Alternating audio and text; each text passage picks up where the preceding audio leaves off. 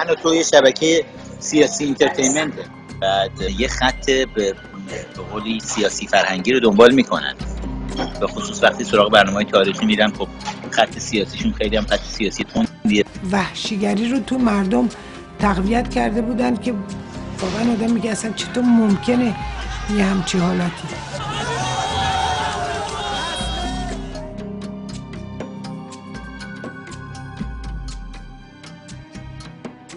بودجه‌ش هم بودجه دولتیه و عمده بودجه که از طریق دولت‌ها داره تامین میشه. چه دولتایی محرمانه میمونه.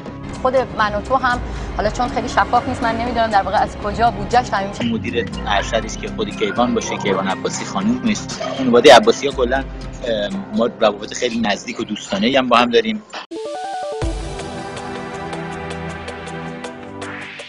طرز تفکر اینا اینجوریه که این دعوت مردم حالا به هر ایدئولوژی، چه مذهبی چه هر ایدئولوژی دیگه‌ای، مثل اینی که به مردم بخوای غذا بدی بعد توی بشقاب هی ادویه بریزی براشون به خوردشون بدی.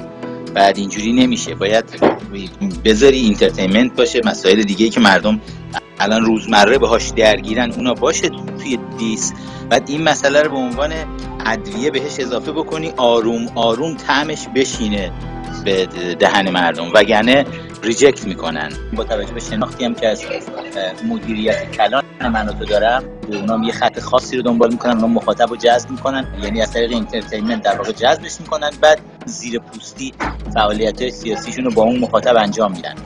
رضا شاه مردی مقید و پایبند اخلاق بود. زندگی خانوادگی برایش بیشتر اهمیت داشت. وعده‌های غذایی‌اش را تقریباً همیشه در کنار بچه‌هایش می‌خورد.